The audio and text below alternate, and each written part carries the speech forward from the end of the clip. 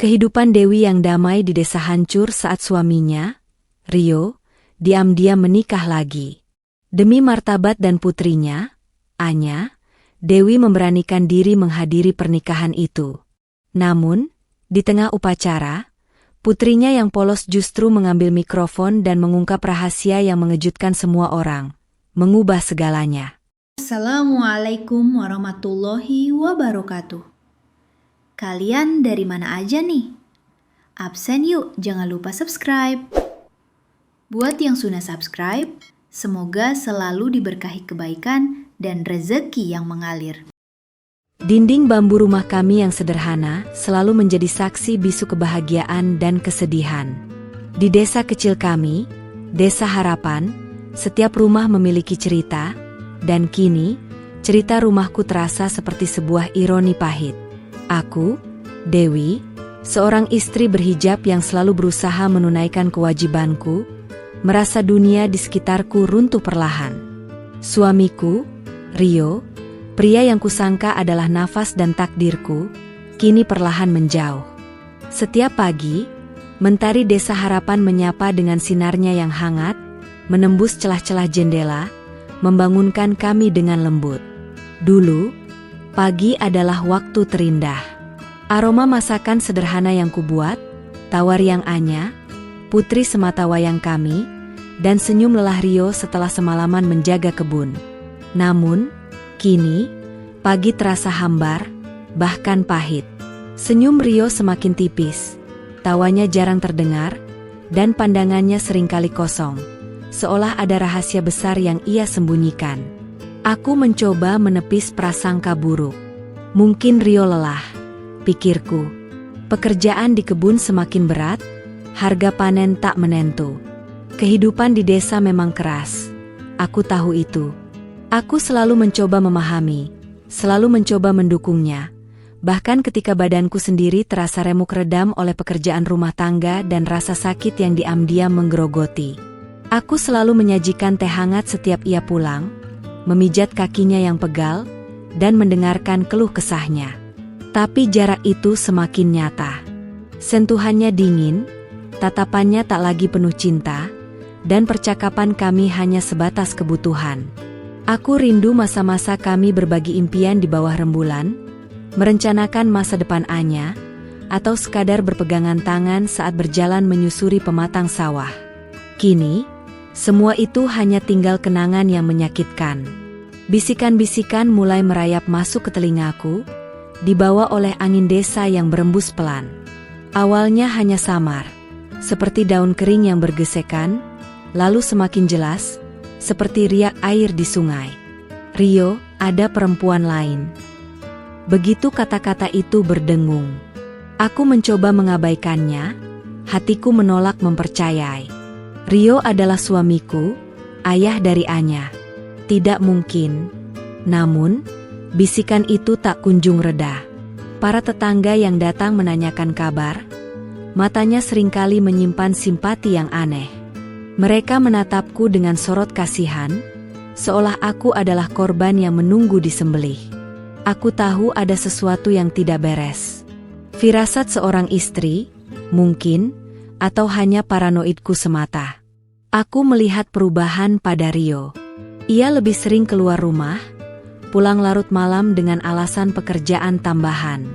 Pakaiannya tak lagi beraroma tanah dan keringat kebun, melainkan wangi parfum asing. Telepon genggamnya tak pernah lepas dari genggamannya, dan ia selalu menyembunyikan layarnya setiap aku mendekat. Jantungku berdebar tak karuan setiap kali melihat tingkahnya itu. Anya, putri kecilku yang berusia 5 tahun, adalah mata hatiku. Ia begitu ceria, senyumnya mampu meluluhkan segala kesedihanku. Namun, bahkan Anya pun mulai merasakan perbedaan. "Ayah kenapa jarang peluk ibu lagi, Bu?" tanyanya suatu sore, dengan mata polos menatapku. Pertanyaan itu menusuk ulu hatiku. Aku hanya bisa memeluknya erat, menahan air mata yang mendesak keluar. Setiap malam, di balik hijab dan mukenahku, aku memanjatkan doa-doa panjang. Memohon petunjuk, memohon kekuatan, memohon agar rumah tanggaku kembali utuh. Aku ingin percaya bahwa semua ini hanya cobaan, bahwa Rio akan kembali padaku, pada kami. Aku selalu diajarkan untuk bersabar, untuk tawakal. Dan kesabaran adalah satu-satunya benteng yang kumiliki saat ini. Namun, semakin hari, benteng itu semakin rapuh. Bisikan-bisikan itu semakin kuat, berubah menjadi desas-desus yang tak bisa lagi kusangkal. Nama seorang perempuan mulai disebut-sebut, seorang gadis dari desa sebelah yang terkenal dengan kecantikannya. Hatiku berteriak, meronta, menolak semua fakta yang terasa seperti tamparan keras di wajah. Aku mulai memerhatikan detail-detail kecil. Sebuah kemeja Rio yang baru, perhiasan yang bukan dariku, atau binar di matanya saat ia menerima panggilan telepon misterius. Setiap detail itu adalah tusukan belati ke dalam hatiku. Aku merasa duniaku yang dulu tenang dan damai, kini dipenuhi bayang-bayang ketidakpastian dan pengkhianatan. Air mata seringkali jatuh tanpa kusadari, membasahi pipi di balik cadarku saat aku sholat. Aku berusaha menyembunyikannya dari Anya, dari para tetangga. Aku tidak ingin terlihat lemah, meskipun hatiku terasa seperti dicabik-cabik. Aku harus kuat, demi Anya, demi diriku sendiri. Desas-desus itu akhirnya mencapai telingaku dalam bentuk yang paling menyakitkan. Rio akan menikah lagi. Kata-kata itu diucapkan oleh seorang tetangga yang bermaksud baik, namun efeknya seperti petir yang menyambar di siang bolong. Pernikahan itu akan diadakan dalam waktu dekat. Duniaku seolah berhenti berputar. Udara terasa tipis, dan aku kesulitan bernapas. Tubuhku lemas, lututku gemetar. Aku merasa hancur berkeping-keping. Suamiku, pria yang kutemani dari nol, yang kucintai setulus hati, yang berbagi ranjang dan suka duka denganku, akan menikahi wanita lain. Bagaimana bisa? Apa salahku? Pertanyaan-pertanyaan itu memenuhi kepalaku, tanpa jawaban. Aku merasa kosong, hanya ada kehampaan yang tak berujung. Malam itu, aku tak bisa tidur. Anya tertidur pulas di sampingku, tak menyadari badai yang sedang melanda hati ibunya. Aku memandangi wajah polosnya, air mataku mengalir tanpa henti. Bagaimana aku akan menjelaskan ini padanya? Bagaimana aku akan menjalani hidup tanpa separuh jiwaku? Aku hanya bisa memeluk Anya erat, mencari kekuatan dari kehangatan tubuhnya yang mungil. Kabar itu, yang awalnya hanya berupa bisikan, kini menjadi raungan yang memekakkan telinga. Rio akan menikah lagi. Tanggalnya sudah ditetapkan, persiapan sudah dimulai. Rasanya seperti sebuah lelucon kejam, namun kenyataannya terlalu pahit untuk ditertawakan. Bagaimana mungkin seorang suami melakukan ini pada istrinya, pada ibu dari anaknya? Aku mencoba berbicara dengan Rio, menghadapinya dengan hati yang gemetar dan air mata yang tak bisa kutahan. Aku bertanya, apa ini benar? Rio, apa kamu akan menikah lagi? Suaraku serak, hampir tak terdengar. Rio terdiam. Wajahnya pucat, matanya menghindari tatapanku. Keheningan itu adalah jawaban paling menyakitkan. Ia mencoba menjelaskan, kata-katanya berbelit-belit. Ada tekanan, katanya. Ada hutang, katanya. Ada janji lama, katanya. Semua alasan itu terasa seperti pisau yang mengoyak-ngoyak hatiku. Apakah aku tidak cukup? Apakah cintaku tidak berarti? Apakah pengorbananku selama ini sia-sia? Aku merasa seperti boneka yang dimainkan, lalu dibuang begitu saja. Apa salahku, Rio? Tanyaku, air mata membanjiri pipiku. Apa kekuranganku sampai kau tega melakukan ini? Rio menggelengkan kepala, air mata juga menggenang di pelupuk matanya.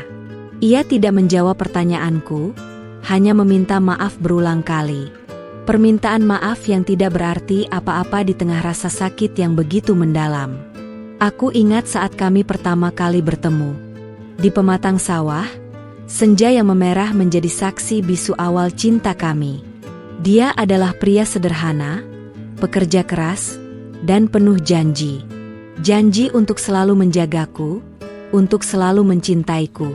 Kini, janji itu hancur berkeping-keping, terbawa angin desa yang seolah ikut meratapi nasibku. Kabar pernikahan itu menyebar cepat di Desa Harapan, seperti api yang melahap ilalang kering.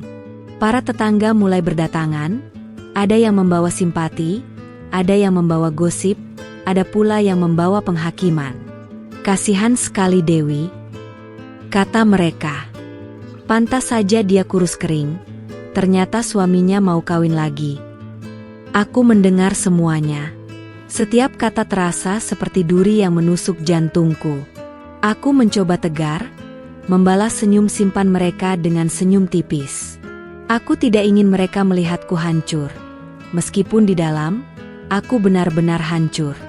Aku adalah wanita berhijab, yang selalu diajarkan untuk menjaga martabat dan kehormatan. Tapi bagaimana bisa menjaga martabat jika hatiku sudah koyak?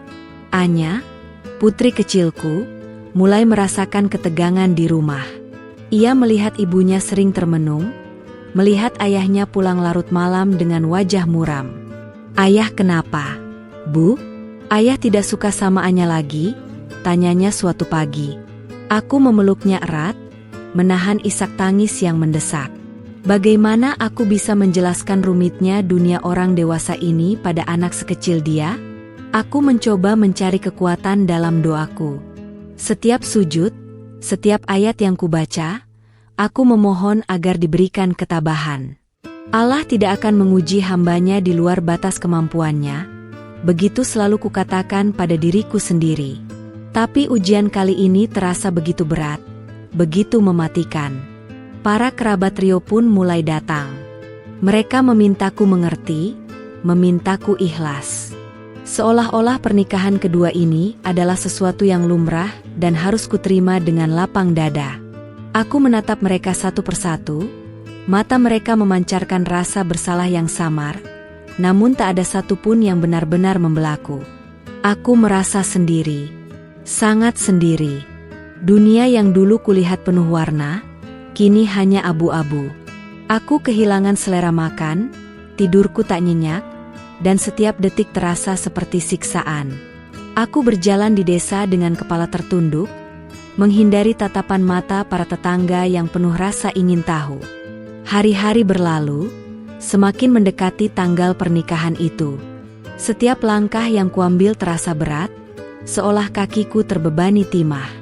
Aku mencoba untuk tetap melakukan rutinitas, memasak, mencuci, menjaga Anya. Tapi hatiku tidak ada di sana. Pikiranku melayang, membayangkan Rio bersanding dengan wanita lain. Suatu malam, saat Rio pulang, ia duduk di teras dengan wajah tertunduk. Ia tampak lelah, lebih dari sekadar lelah fisik. Ada beban berat di pundaknya. Aku tahu ia pun tersiksa, mungkin oleh rasa bersalah, mungkin oleh paksaan. Tapi rasa sakitku terlalu besar untuk bisa memahami penderitaannya. Aku tahu ada rahasia di balik semua ini. Rio bukan tipe pria yang akan mengkhianati begitu saja. Ada sesuatu yang lebih dalam, sesuatu yang mendorongnya ke jurang ini. Tapi apa? Setiap kali aku mencoba menyelidikinya, ia selalu bungkam, matanya menyimpan ketakutan yang dalam.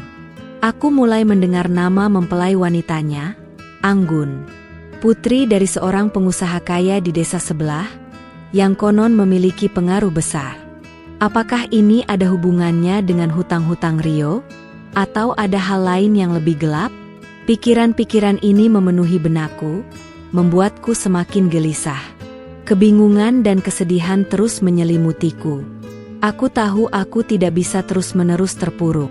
Aku memiliki Anya, dan aku harus kuat untuknya. Tapi bagaimana caranya? Bagaimana caranya bangkit dari kehancuran seperti ini? Aku menatap cermin, melihat pantulan wanita berhijab yang terlihat lelah, dengan mata sembab. Ini bukan diriku. Malam-malam setelah berita itu menyebar, aku habiskan dalam kegelisahan. Tidur tak lagi nyenyak, hanya ada bayangan Rio bersama wanita lain yang menghantuiku. Di setiap sudut rumah, Di setiap kenangan, ada Rio. Kenangan tentang tawanya, pelukannya, janji-janjinya.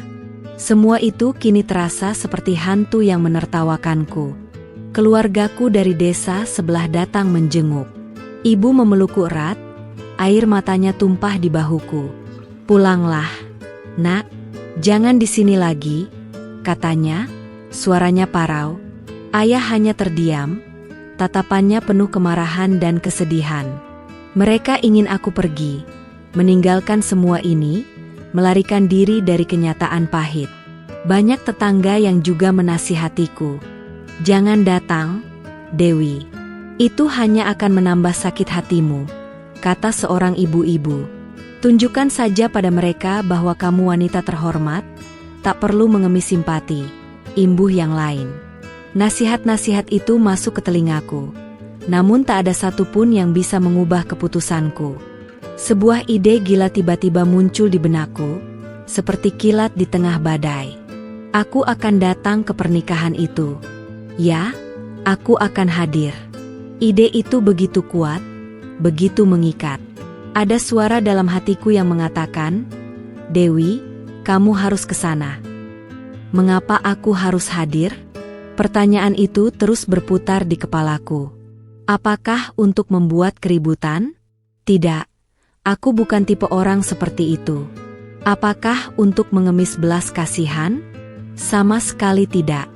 Aku ingin hadir untuk menunjukkan pada mereka, pada Rio, pada Anggun, dan pada seluruh desa Harapan, bahwa aku tidak hancur. Aku kuat. Aku juga ingin hadir untuk Anya.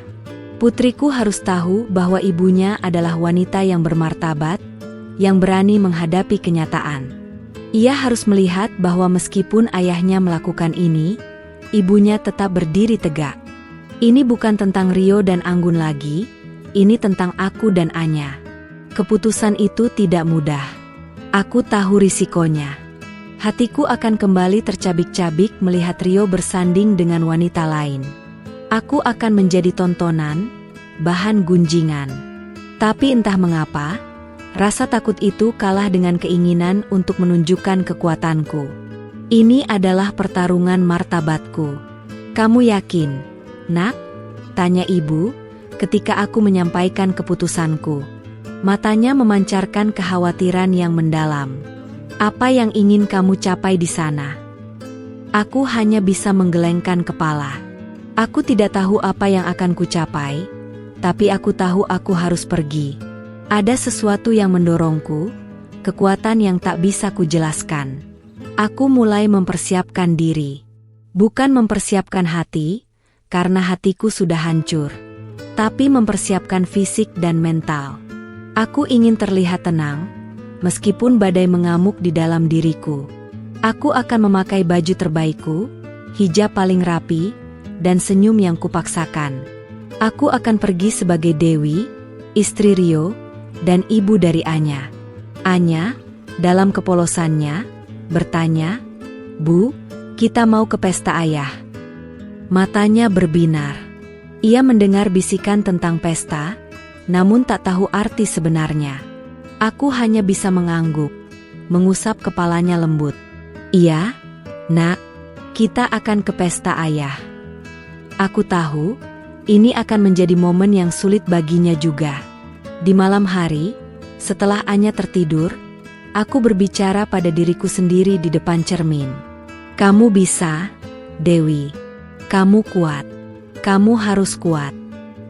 Kata-kata itu kuucapkan berulang kali, mencoba meyakinkan diriku yang rapuh. Hijab di kepalaku terasa seperti mahkota, memberiku kekuatan. Aku teringat akan sebuah ayat Al-Quran tentang kesabaran. Setiap kali hati ini merasa ingin menyerah, ayat itu kembali terngiang. Aku adalah hamba Allah, dan aku harus berserah diri pada takdirnya, seberat apapun itu. Aku harus menerima, tapi bukan berarti aku menyerah. Keputusan ini adalah perlawanan tanpa suara.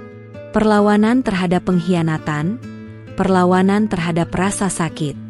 Aku tidak akan menangis di sana, tidak akan membuat keributan.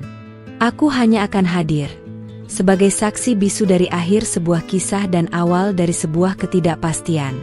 Aku membayangkan tatapan mata orang-orang. Mereka akan terkejut, pasti. Mereka akan berbisik, akan menggunjing. Tapi biarlah. Aku tidak peduli. Yang terpenting adalah bagaimana aku melihat diriku sendiri. Aku adalah seorang istri yang berjuang, seorang ibu yang mencintai anaknya. Pagi menjelang. Matahari terbit dengan malu-malu, seolah tahu betapa berat hari ini bagiku. Aku bangun lebih awal, bersiap-siap. Aku memakai gaun panjang berwarna biru laut yang dulu dibelikan Rio sebagai hadiah ulang tahunku. Gaun itu terasa berat, seperti menyimpan semua kenangan. Hijab berwarna senada melingkari wajahku, menutupi sebagian kesedihan di mataku. Anya bangun, matanya masih mengantuk. Ia mengenakan gaun kesukaannya, gaun pesta berwarna merah muda yang baru. "Kita sudah mau berangkat, Bu?" tanyanya ceria. Melihat kepolosannya, hatiku berdenyut sakit. Aku harus melindunginya dari semua ini.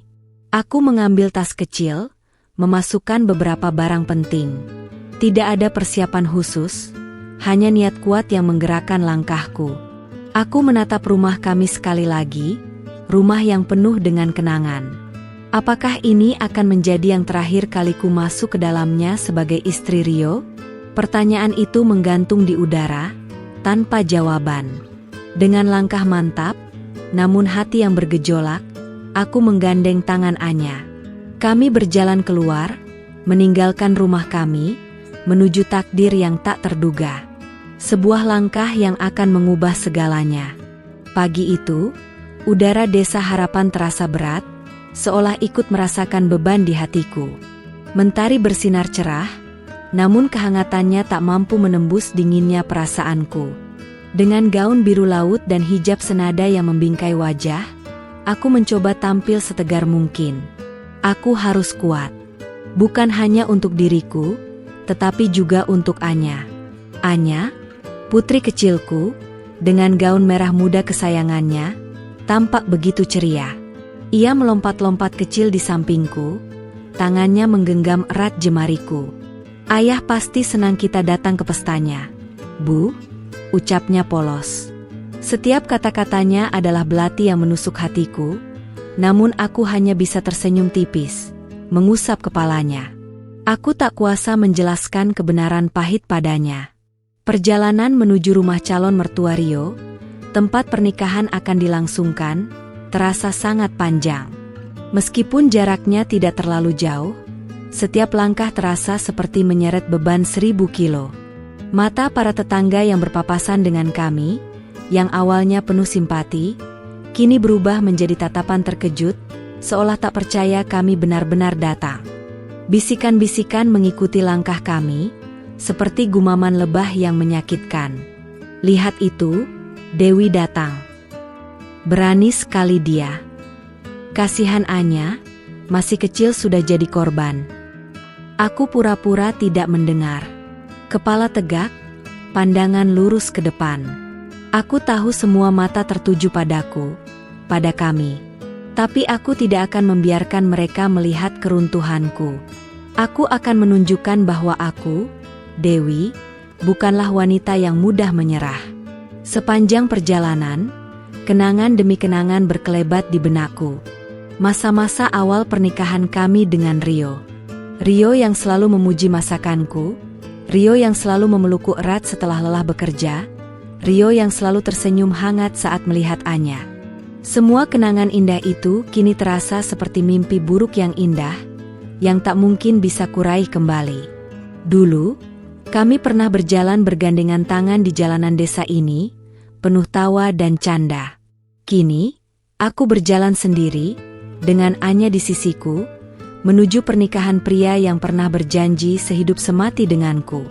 Ironi yang begitu menyakitkan. Hatiku perih sekali, seolah ada luka menganga yang tak akan pernah bisa sembuh. Aku merasakan genggaman tangan Anya menguat. Ia seolah merasakan kegelisahan ibunya, meskipun ia tak mengerti apa-apa. Mata kecilnya sesekali menatapku, penuh pertanyaan. Aku hanya bisa membalasnya dengan senyum getir, mencoba menyembunyikan badai di dalam diriku. Saat kami semakin mendekat, suara musik pernikahan mulai terdengar. Dentingan gamelan dan alunan lagu daerah yang seharusnya membawa kebahagiaan, kini terdengar seperti lolongan kesedihan bagiku.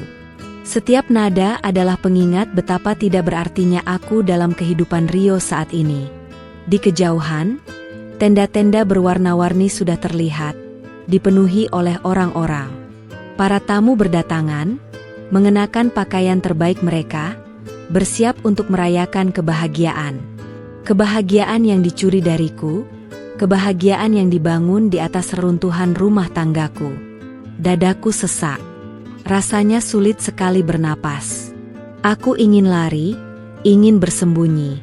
Tapi kakiku terus melangkah, seolah ada kekuatan tak terlihat yang mendorongku maju. Ini adalah takdir, dan aku harus menghadapinya. Anya menarik tanganku. "Ibu, lihat. Ada banyak orang," serunya riang. Aku menatapnya, bibirku gemetar. Bagaimana mungkin aku menjelaskan pada anak ini bahwa banyak orang itu berkumpul untuk merayakan pengkhianatan ayahnya? Saat kami melangkah melewati gerbang, pandangan semua orang langsung tertuju pada kami. Musik mendadak berhenti. Suasana yang tadinya riuh, kini senyap mencekam. Semua mata menatapku, mata-mata yang penuh rasa ingin tahu, kaget, kasihan, dan mungkin juga menghakimi. Aku merasakan setiap tatapan itu menembus kulitku, menusuk langsung ke jantung. Aku melihat Rio. Dia berdiri di pelaminan, di samping seorang wanita cantik dengan kebaya putih yang mewah. Anggun. Wajah Rio memucat saat matanya bertabrakan dengan mataku. Ada keterkejutan, ketakutan, dan rasa bersalah yang jelas terpancar di matanya. Ia tidak menyangka aku akan datang. Aku balas menatapnya, tanpa ekspresi. Aku tidak akan memberinya kepuasan melihatku menangis. Aku tidak akan memberinya kesempatan untuk merasa bahwa ia telah menghancurkanku sepenuhnya. Aku akan berdiri tegak. Untuk diriku, untuk Anya. Anya melihat ayahnya, senyumnya mengembang lebar. Ia ingin berlari ke arah Rio, namun tanganku menahannya. Aku tidak bisa membiarkan kepolosan Anya tercemar oleh kekacauan ini.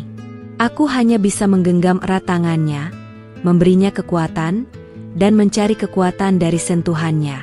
Inilah saatnya. Aku telah sampai. Aku berdiri di hadapan mereka semua, di hadapan pengantin baru, di hadapan takdirku.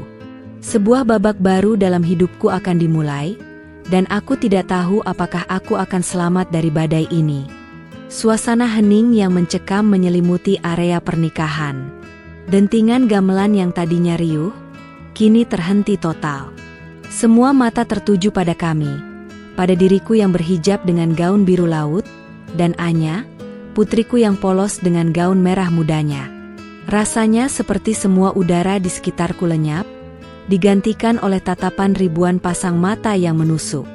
Aku bisa merasakan setiap pasang mata itu menghakimiku, mengasihaniku, atau sekadar penasaran. Para tamu, yang tadinya sibuk bercengkerama, kini terdiam kaku, memandang kami seolah kami adalah hantu. Aku tahu, kedatanganku adalah kejutan besar, bahkan mungkin skandal bagi sebagian orang. Namun, aku tak peduli. Niatku sudah bulat. Pandanganku lurus ke depan, ke arah pelaminan. Di sana, Rio berdiri tegak, di samping seorang wanita yang sangat cantik dengan kebaya putih dan sanggul yang mewah. Anggun, nama wanita itu, tampak sangat serasi dengan Rio. Jantungku berdenyut sakit, nyeri yang tak terkira menghantam dadaku. Pemandangan itu adalah mimpi buruk terburukku yang kini menjadi kenyataan. Wajah Rio memucat pasi begitu melihat kami. Matanya melebar, menunjukkan keterkejutan yang amat sangat. Ada campuran rasa bersalah, malu, dan ketakutan di sana. Ia tidak pernah membayangkan aku akan datang. Ia pasti mengira aku akan bersembunyi dalam kesedihan, tenggelam dalam tangisan, seperti wanita yang ia hianati. Aku balas menatapnya, tanpa ekspresi. Tidak ada air mata di mataku, meskipun di dalam, seluruh jiwaku menjerit kesakitan. Aku tidak akan memberinya kepuasan melihatku lemah. Aku tidak akan membiarkan wanita itu, Anggun, merasa telah memenangkan segalanya. Aku akan berdiri tegak, dengan martabatku. Anggun, wanita yang kini menjadi istri kedua suamiku, menatapku dengan ekspresi campur aduk. Ada sedikit keterkejutan, namun lebih banyak rasa jijik dan kemenangan di matanya. Ia tersenyum tipis, senyum yang terasa seperti ejekan. Aku tahu ia telah memenangkan Rio, tapi ia tidak akan memenangkan jiwaku. Anya, yang masih belum mengerti apa-apa, menarik-narik tanganku. Ayah, ayah, serunya, ingin berlari ke arah Rio. Ia melihat ayahnya berdiri di sana, di tempat yang penuh bunga dan hiasan, dan baginya itu adalah pesta besar yang menyenangkan. Aku menggenggam tangannya erat, menahannya. Belum waktunya, sayang. Aku mulai melangkah, perlahan namun pasti, menuju deretan kursi kosong di bagian belakang. Aku tidak akan mengganggu acara mereka, tidak akan membuat keributan. Aku hanya akan duduk, menyaksikan semua ini, dan menjadi saksi bisu. Setiap langkah terasa berat, seolah kakiku terbebani timah. Namun aku terus berjalan. Para tamu mulai berbisik-bisik lagi. Kali ini, bisikan mereka lebih keras, lebih jelas. Dia benar-benar datang. Beraninya, pasti mau bikin malu. Aku menutup telinga hatiku, tidak membiarkan kata-kata mereka meracuni pikiranku. Aku hanya ingin fokus pada tujuan awalku, menjadi saksi dan menjaga martabatku. Rio masih menatapku, matanya tak lepas dariku. Ia terlihat gelisah, bahkan seperti ingin turun dari pelaminan. Tapi Anggun menggenggam tangannya, seolah menahannya di tempat. Keduanya terlihat seperti dua patung, terpaku oleh kehadiranku. Aku akhirnya duduk di kursi yang paling belakang, di sudut ruangan. Anya duduk di pangkuanku, kepalanya bersandar di dadaku. Aku memeluknya erat, mencari kekuatan dari kehangatan tubuhnya yang mungil. Dia adalah satu-satunya alasanku untuk terus bertahan. Suasana kembali sedikit mencair, musik mulai dimainkan lagi, namun suaranya terdengar sumbang bagiku. Para tamu mencoba kembali bercengkrama, namun sesekali aku bisa merasakan tatapan curi-curi mereka ke arah kami. Aku tahu, aku adalah pusat perhatian, sebuah anomali dalam perayaan kebahagiaan ini. Pandanganku terus tertuju pada pelaminan. Aku melihat Rio tersenyum pada Anggun, tersenyum dengan senyum yang dulu hanya untukku. Hatiku serasa diiris-iris. Setiap tawa yang ia tunjukkan, setiap sentuhan yang ia berikan pada Anggun, adalah siksaan bagiku. Aku mencoba menenangkan diriku dengan mengingat tujuan kehadiranku. Aku datang bukan untuk merusak. Aku datang untuk menyaksikan akhir dari sebuah babak, dan awal dari babak yang baru, yang harus kuukir sendiri. Ini adalah perpisahan, perpisahan yang harus kulihat dengan mataku sendiri. Gaun biru laut yang kukenakan terasa seperti seragam perang, dan hijabku adalah perisaiku. Mereka memberiku kekuatan, mengingatkanku pada identitasku, pada imanku, pada kesabaranku. Aku akan menghadapi badai ini dengan kepala tegak. Anya memejamkan mata di pelukanku, seolah merasakan kelelahan ibunya. Aku mengecup keningnya, memohon dalam hati agar ia tidak pernah merasakan sakit seperti yang kurasakan ini. Ia harus tumbuh menjadi wanita yang kuat dan bahagia. Waktu berjalan sangat lambat. Setiap detik terasa seperti berjam-jam. Aku terus memandang ke depan, melihat Rio dan Anggun, mencoba mencerna kenyataan yang begitu menyakitkan ini. Namun, aku tidak akan menyerah. Aku akan terus bertahan. Aku duduk di sudut paling belakang, seperti bayangan yang tak terlihat, namun dirasakan oleh semua. Setiap bisikan yang melayang di udara, Setiap tatapan yang mencuri pandang ke arahku, terasa seperti jarum yang menusuk kulit. Aku adalah tontonan, sebuah ironi yang nyata di tengah pesta kebahagiaan orang lain. Para tamu mulai berani berbisik-bisik lebih keras. Itu istri pertamanya, ya? Kok berani datang? Anaknya mirip sekali dengan Rio. Aku mendengar semuanya. Aku bisa merasakan simpati yang dicampur dengan rasa penasaran. Bahkan ada sedikit rasa jijik dari beberapa wanita yang merasa aku telah mempermalukan diri sendiri. Aku memeluk Anya erat. Putriku, dalam kepolosannya, mulai merasa tidak nyaman. Ia merasakan aura tegang di sekitarnya. Wajahnya yang ceria mulai meredup. Matanya sesekali menatapku dengan penuh tanya. Ia pasti tidak mengerti mengapa semua orang menatap kami seperti itu. Mengapa ayahnya yang seharusnya memeluknya kini berdiri jauh di sana, dengan wanita lain. Pandanganku terus tertuju pada Rio dan Anggun di pelaminan. Mereka terlihat serasi, tertawa, dan menerima ucapan selamat dari para tamu. Setiap senyum Rio, setiap sentuhan tangannya pada Anggun, terasa seperti hantaman keras di hatiku. Aku mencoba menahan air mata yang mendesak, menguatkan diri. Aku tidak boleh menangis di sini. Aku teringat saat Rio pertama kali memegang tanganku di pelaminan pernikahan kami sendiri. Tangannya begitu hangat, matanya penuh cinta. Aku berjanji akan menjagamu selamanya, bisiknya saat itu. Janji itu, kini hanya menjadi debu yang beterbangan dalam angin kenangan pahit. Beberapa kerabat jauhku menghampiri, dengan wajah penuh kesedihan dan keprihatinan. Mereka memelukku, berbisik, "Sabar ya, Dewi." Aku hanya bisa mengangguk, tanpa suara. Apalagi yang bisa kukatakan? Lidahku keluh, hatiku mati rasa. Anya mulai gelisah. Ia ingin turun dari pangkuanku, ingin bermain seperti anak-anak lain. "Bu, Anya mau ke ayah," rengeknya pelan. Aku terkesiap. Bagaimana aku bisa menjelaskan padanya bahwa ayahnya kini adalah milik orang lain? Bahkan di hari spesial ini, aku hanya bisa mengalihkan perhatiannya dengan menunjuk ke arah hiasan bunga. Di sisi lain, aku melihat keluarga Rio. Ibu mertua menatapku dengan mata sembab, penuh penyesalan. Ayah mertua hanya terdiam, wajahnya kaku.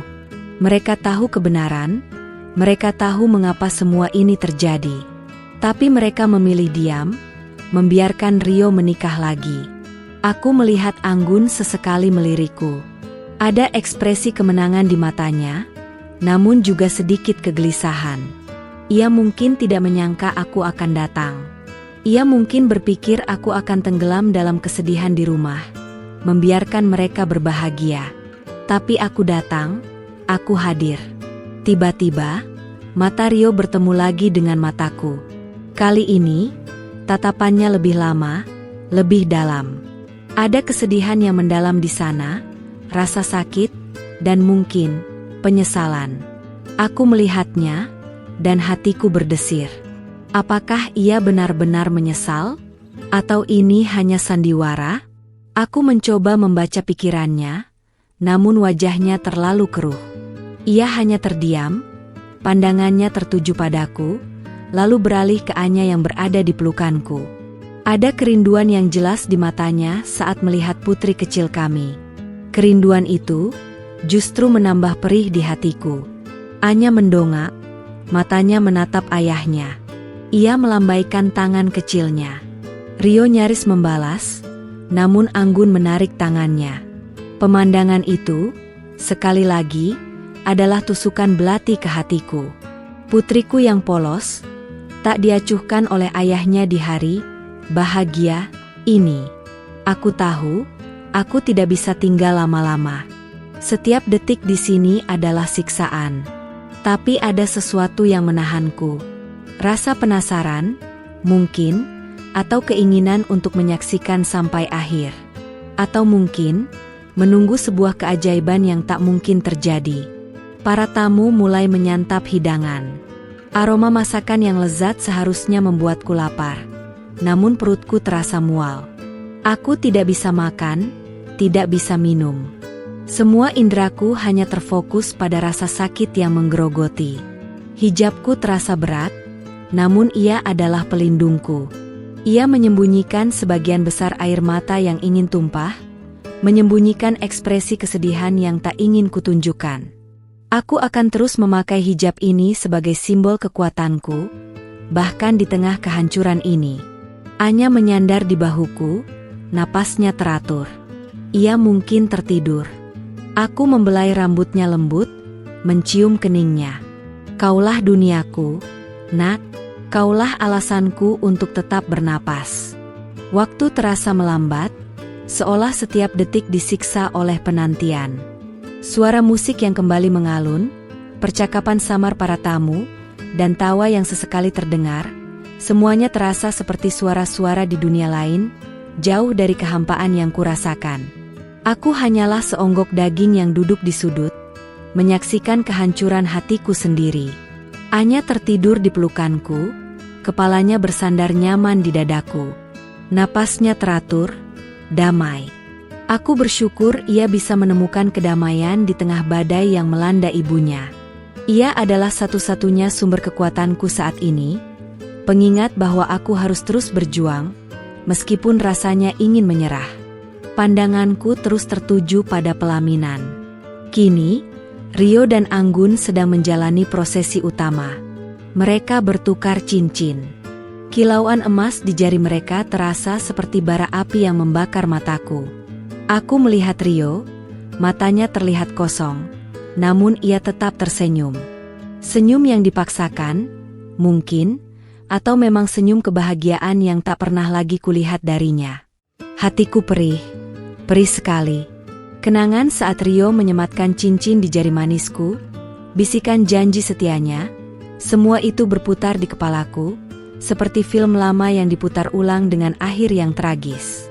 Cincin pernikahan kami, yang kini kusimpan rapi di laci, terasa seperti besi dingin yang melingkari hati, mengikatku pada janji yang telah ia ingkari. Aku melihat Anggun. Ia terlihat bahagia, matanya berbinar.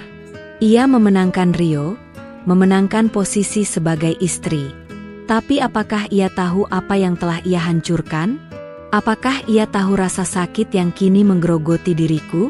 Aku tidak tahu, dan aku tidak peduli. Suasana kembali hening saat seorang penghulu mulai membacakan doa. Setiap kata yang diucapkan terasa seperti palu yang menghantam gendang telingaku. Aku mencoba fokus pada napasku, mencoba menenangkan detak jantungku yang berpacu kencang. Ini adalah momen sakral, momen yang mengesahkan ikatan mereka, dan merobek ikatan kami. Aku merasakan tangan Anya bergerak sedikit. Ia menggeliat, lalu perlahan membuka matanya.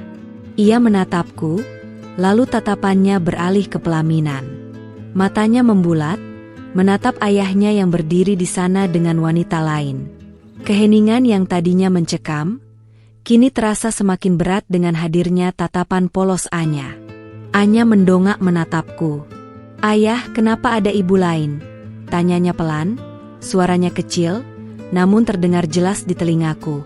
Pertanyaan itu, yang diucapkan dengan kepolosan seorang anak, menusuk ulu hatiku lebih dalam dari semua bisikan dan tatapan sebelumnya.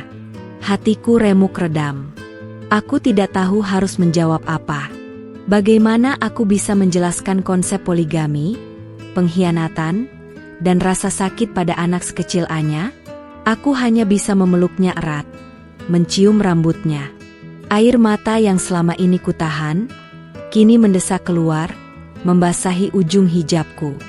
Rio, yang mendengar suara Anya, sontak menoleh ke arah kami. Ekspresinya berubah menjadi panik dan rasa bersalah yang kentara. Ia seperti ingin datang menghampiri, namun langkahnya tertahan. Anggun, yang menyadari situasi, menggenggam erat lengan Rio, seolah memperingatkannya. Aku tahu, semua mata kembali tertuju pada kami. Kehadiran Anya, pertanyaan polosnya, dan air mataku yang mulai menetes, telah menarik perhatian semua orang. Aku tidak ingin menjadi pusat perhatian. Aku tidak ingin dikasihani. Tapi situasi ini tak bisa lagi ku kendalikan. Aku mencoba tersenyum pada Anya, senyum yang terasa begitu pahit. Ayah sedang ada acara. Sayang, kataku, mencoba berbohong. Tapi Anya bukan anak bodoh. Ia merasakan ketegangan, ia melihat perubahan pada ayahnya, dan ia mendengar pertanyaan dari dirinya sendiri yang tak terjawab. Para tamu mulai berbisik lagi, kali ini dengan nada yang lebih iba. Kasihan sekali anaknya. Sungguh tega Rio ini. Aku mendengar mereka, namun aku hanya bisa fokus pada Anya, mencoba menenangkannya. Aku merasa sangat kecil di tengah keramaian ini. Hijabku, yang biasanya memberiku rasa aman, kini terasa seperti tirai tipis yang tak bisa menyembunyikan rasa sakitku. Aku ingin menghilang, ingin lenyap dari tempat ini. Prosesi pernikahan terus berjalan. Namun bagiku, semua itu terasa seperti adegan yang diputar ulang tanpa henti. Aku hanya melihat Rio, Anggun, dan hati yang semakin hancur. Aku bertanya pada diriku sendiri, apakah ada akhir dari penderitaan ini? Apakah aku akan selamanya terperangkap dalam kepedihan ini? Anya kembali menyandar di bahuku, namun ia tidak lagi tidur. Ia menatap pelaminan dengan mata polosnya, seolah mencoba memahami apa yang sedang terjadi. Aku tahu, ia pasti merasa bingung, merasa ditinggalkan. Dan rasa bersalah itu menghantamku lebih keras lagi. Ini adalah ujian terberat dalam hidupku. Aku harus bisa melewatinya, demi diriku, demi Anya. Aku harus menemukan kekuatan yang entah ada di mana. Karena setelah hari ini, hidupku tidak akan pernah sama lagi. Suasana di area pernikahan semakin tegang. Meskipun prosesi akad nikah telah usai, keheningan yang tersisa dari pertanyaan polos Anya masih menggantung di udara. Aku masih memeluk Anya erat, berusaha menyembunyikan isak tangisku yang tertahan. Air mata telah membasahi pipi, namun hijabku telah menyerapnya. Rio dan Anggun kini duduk di kursi pelaminan, menerima ucapan selamat dari para tamu yang berdatangan. Rio sesekali melirik ke arah kami, matanya penuh rasa bersalah yang tak terlukiskan. Anggun di sampingnya, tampak tidak nyaman dengan situasi ini. Ia mencoba tersenyum, namun senyumnya kaku, tidak sampai ke mata. Anya, yang sudah terbangun sepenuhnya, melepaskan pelukanku. Matanya yang polos terus menatap ayahnya di pelaminan. Aku mencoba menahannya, namun ia terlalu cepat. Dengan langkah-langkah kecil, ia tiba-tiba bangkit dari pangkuanku dan berjalan perlahan menuju panggung pelaminan. Jantungku berhenti berdetak. Aku terkesiap. Anya, bisikku, namun suaraku terlalu kecil, terlalu tercekat. Semua mata kembali tertuju pada Anya yang mungil, berjalan di antara para tamu yang terdiam. Mereka menyingkir, membuka jalan baginya, seolah tersihir oleh kepolosannya. Rio melihat Anya mendekat. Wajahnya semakin pucat, matanya melebar panik. Ia tahu apa yang akan terjadi, ia tahu Anya akan berbicara. Ia mencoba bangkit dari kursinya, namun Anggun menahannya. Bisikan tajam keluar dari bibir Anggun, "Jangan bikin keributan." Anya terus melangkah, langkahnya mantap menuju panggung. Kakinya yang pendek menapaki setiap anak tangga dengan susah payah. Aku hanya bisa melihatnya dari kejauhan, dengan hati yang berdebar kencang, antara bangga dan takut. Apa yang akan dilakukan putriku? Para MC dan panitia pernikahan terlihat panik. Mereka saling pandang, bingung harus berbuat apa. Namun, sebelum ada yang sempat mencegah, Anya sudah tiba di samping Rio. Ia mendongak, menatap ayahnya dengan mata polosnya yang besar. Kemudian, tanpa diduga, Anya melihat sebuah mikrofon di samping Rio. Dengan rasa penasaran seorang anak, ia meraihnya. Mikrofon itu terlalu besar untuk tangannya yang kecil, namun ia berhasil memegangnya erat. Semua orang terdiam. Keheningan di ruangan itu begitu pekat, bahkan suara napas pun terdengar. Anya mendekatkan mikrofon ke mulutnya. Rio mencoba mengambilnya, namun Anya menghindar. Ia menatap Rio, lalu menatap Anggun, lalu menatap semua orang di ruangan itu. Ada binar kebingungan di matanya, namun juga keberanian yang tak terduga. Ayah. Suara Anya yang kecil, polos, namun diperbesar oleh mikrofon, menggema di seluruh ruangan. Kata itu memecah keheningan, dan semua orang terlonjak kaget. Rio membeku, matanya terpaku pada Anya. Anya melanjutkan, "Ayah, kenapa ayah tidak pulang ke rumah lagi?" Pertanyaan itu diucapkan dengan begitu polos, namun mengandung beban emosional yang luar biasa, membuat setiap hati di sana berdesir. Suasana semakin tegang, seperti benang yang ditarik hingga nyaris putus. Aku merasakan air mata kembali mengalir di pipiku. Putriku, dengan kepolosannya, telah membuka luka yang berusaha kusimpan rapat-rapat. Ia tidak tahu ia telah mengintervensi sebuah acara sakral, namun kata-katanya lebih tajam dari pisau manapun. Anya melanjutkan lagi, suaranya sedikit bergetar, Ibu selalu sakit, tapi ibu tidak mau ayah sedih." Kata-kata itu adalah kejutan terbesar. Semua orang terdiam. Bahkan Rio pun terkesiap, matanya membulat tak percaya. Ia menatapku, matanya mencari jawaban. Aku tahu, Anya telah membongkar rahasiaku. Rahasia yang selama ini kusembunyikan darinya, demi dirinya.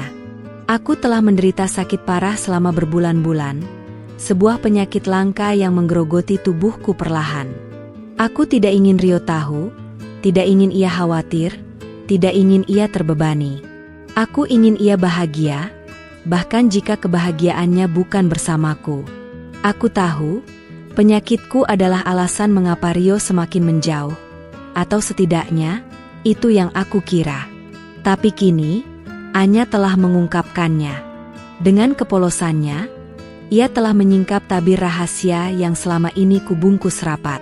Suara-suara bisikan mulai terdengar lagi, lebih keras, lebih terkejut. "Sakit? Dewi sakit?" Rio menatapku, matanya memancarkan kebingungan, penyesalan, dan rasa sakit yang mendalam. Ia tidak tahu. Ia benar-benar tidak tahu. Anggun di sampingnya juga tampak terkejut, ekspresinya berubah drastis. Sebuah kebenaran pahit telah terkuak, di momen yang paling tidak terduga. Anya masih memegang mikrofon, menatap ayahnya. Matanya kini berkaca-kaca, seolah ia merasakan kesedihan yang tak bisa ia pahami. "Ibu selalu berdoa untuk ayah," lanjut Anya, suaranya semakin kecil, padahal ibu kesakitan. Kata-kata itu adalah puncak dari segalanya. Semua orang terdiam. Semua mata menatapku. Sang wanita berhijab yang menyembunyikan penyakitnya, yang datang ke pernikahan suaminya sendiri, dan kini, kebenarannya terkuak oleh bibir polos putri semata wayangnya. Suasana pecah. Kata-kata polos Anya, "Ibu selalu sakit, tapi ibu tidak mau ayah sedih," menggema di seluruh ruangan, memecah keheningan yang mencekam. Sebuah kebenaran yang selama ini kurahasiakan, kini terkuak oleh bibir mungil putriku. Semua mata tertuju padaku, seolah mencari konfirmasi atas apa yang baru saja mereka dengar. Rio, di pelaminan, tampak terpukul. Wajahnya memucat pasi, matanya membulat tak percaya. Ia menatapku, lalu menatap Anya, seolah mencoba mencerna setiap kata yang keluar dari mulut putri kami. Ada campuran rasa terkejut, penyesalan, dan kesedihan yang mendalam di matanya. Ia tidak pernah tahu. Anggun, wanita di samping Rio, juga tampak terkejut. Ekspresi kemenangan yang tadinya terpancar di wajahnya kini digantikan oleh keterkejutan dan sedikit rasa bersalah. Ia melirikku, lalu menatap Rio, seolah mencari jawaban atas situasi yang tiba-tiba berubah drastis ini. Para tamu mulai riuh. Bisikan-bisikan berubah menjadi gumaman yang lebih keras, penuh rasa penasaran dan simpati. "Dewi sakit? Kenapa Rio tidak tahu?" Kasihan sekali. Suasana yang tadinya penuh kemeriahan, kini diselimuti aura kesedihan dan kebingungan. Anya, yang masih memegang mikrofon, menatap ayahnya. Air mata mulai mengalir di pipinya yang cabi. Ibu rindu ayah, ucapnya lagi, kali ini dengan suara serak yang memilukan. Kata-kata itu menusuk ulu hati Rio, membuat tubuhnya sedikit bergetar. Aku merasa duniaku berputar. Rahasia yang kupendam rapat-rapat, yang kuputuskan untuk kujaga demi kebahagiaan Rio, kini terungkap dengan cara yang paling tidak kuduga. Penyakit langka yang membuatku seringkali merasa lemas, pusing, dan nyeri di sekujur tubuh, adalah alasanku untuk menjauh. Aku tidak ingin menjadi beban baginya, tidak ingin ia melihatku menderita. Flashback singkat melintas di benakku. Saat dokter memvonis penyakitku, saat aku memutuskan untuk menyembunyikannya dari Rio, berharap ia akan menemukan kebahagiaan lain. Aku bahkan sengaja bersikap dingin, berharap ia akan membenciku, sehingga ia bisa pergi tanpa beban. Sungguh ironi, usahaku untuk melindunginya justru membuat ia pergi. Kini, semua itu terasa sia-sia. Anya, dalam kepolosannya, telah meruntuhkan semua dinding yang kubangun. Ia tidak tahu, ia hanya mengungkapkan apa yang ia lihat dan ia rasakan. Rio akhirnya bergerak. Ia turun dari pelaminan, langkahnya tergesa-gesa. Ia menghampiri Anya, berlutut di depannya, dan memeluknya erat. Anya, "Nak." Suaranya bergetar, penuh penyesalan. Ia mencium kepala Anya berulang kali, air mata mengalir di pipinya. Anya membalas pelukan ayahnya, menangis tersedu-sedu. "Ayah, kenapa ayah tidak pulang ke rumah?" tanyanya lagi. Rio hanya bisa memeluknya lebih erat, seolah ingin menyerap semua rasa sakit yang ia sebabkan. Pandangan Rio beralih padaku. Matanya penuh penyesalan, kesedihan, dan kerinduan yang mendalam. Ia ingin mengatakan sesuatu, namun kata-kata itu tak bisa keluar dari bibirnya yang bergetar. Ia tahu, ia telah melakukan kesalahan besar. Ia telah salah paham. Keluarga Rio, termasuk ibu mertua, kini juga terlihat sangat terpukul. Ibu mertua menghampiriku, memelukku erat, dan meminta maaf berulang kali. "Maafkan kami, Dewi. Kami tidak tahu," katanya, suaranya parau. Ia juga menangis, menyalahkan dirinya sendiri karena tidak pernah bertanya lebih dalam. Anggun, sang mempelai wanita, berdiri di pelaminan, tampak bingung dan malu. Ia melihat adegan itu dengan tatapan kosong. Ia adalah wanita yang baru saja dinikahi Rio, namun kini ia menyaksikan suaminya berlutut di hadapan istri pertamanya dan anaknya, menangis penuh penyesalan. Posisi Anggun terasa sangat canggung. Para tamu mulai bersimpati padaku.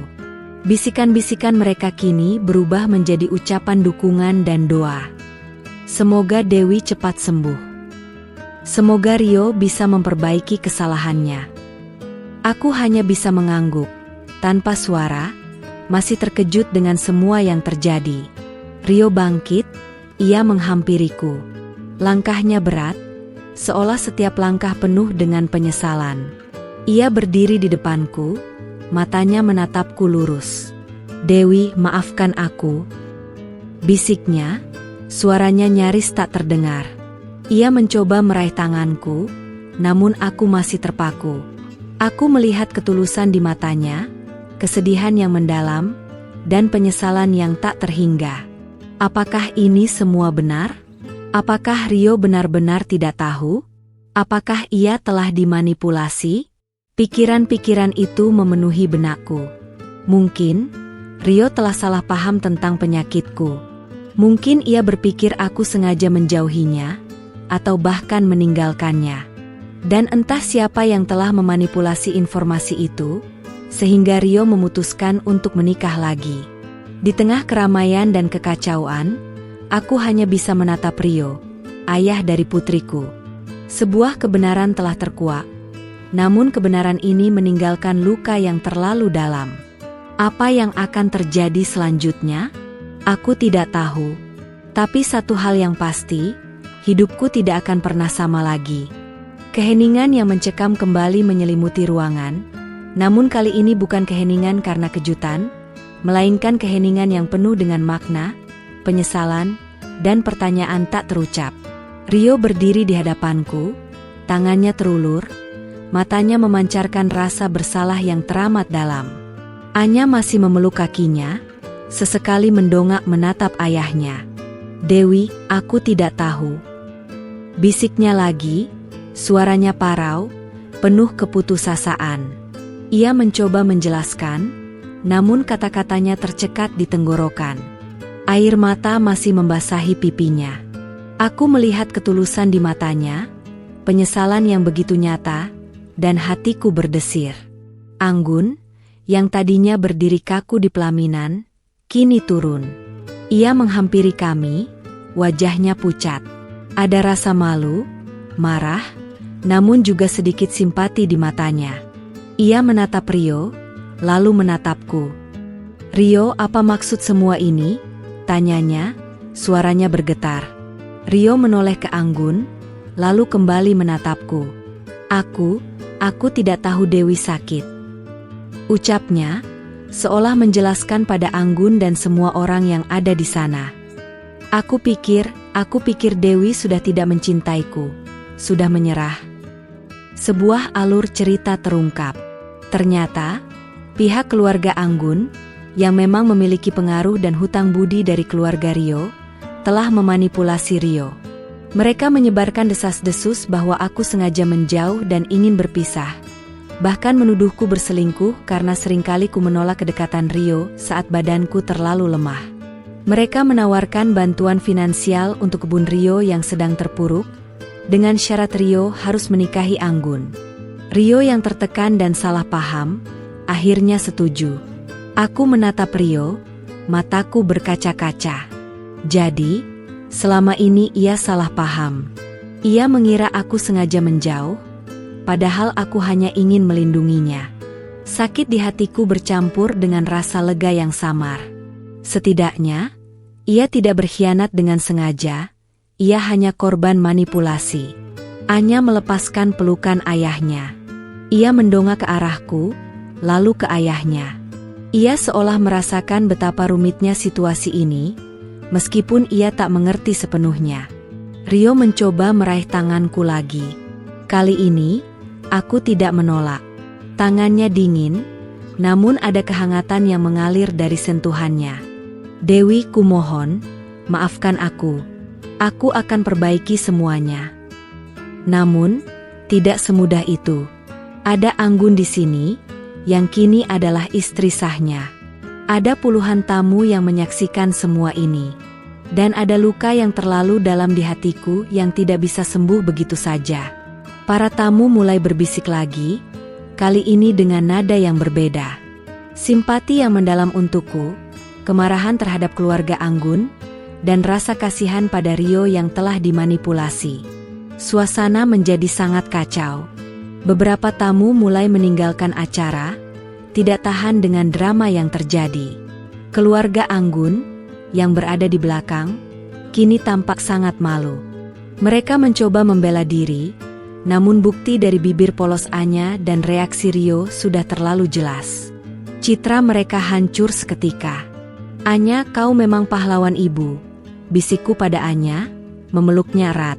Dia tidak tahu, tapi ia telah menyelamatkan ayahnya, dan mungkin menyelamatkanku dari penderitaan yang lebih panjang. Rio menatapku dengan mata memohon. Berikan aku kesempatan, Dewi. Aku akan buktikan cintaku padamu. Kata-kata itu, diucapkan di hari pernikahannya yang lain, terdengar begitu ironis, namun juga begitu tulus. Aku tahu, jalan ke depan tidak akan mudah. Ada banyak hal yang harus diselesaikan. Hubunganku dengan Rio, status Anggun, dan juga penyakitku. Tapi satu hal yang pasti, kebenaran telah terkuak. Dan kebenaran itu, meskipun menyakitkan, juga membawa harapan. Malam itu, di Desa Harapan, bulan bersinar terang, seolah menjadi saksi bisu dari semua yang terjadi. Rio tidak melanjutkan pesta pernikahannya. Ia meninggalkan Anggun di sana, dan ia kembali bersamaku dan Anya. Ia membawaku ke rumah sakit, ingin memastikan kondisiku. Ia ingin tahu segalanya. Aku tidak tahu apakah aku dan Rio akan kembali bersama seperti dulu. Luka ini terlalu dalam.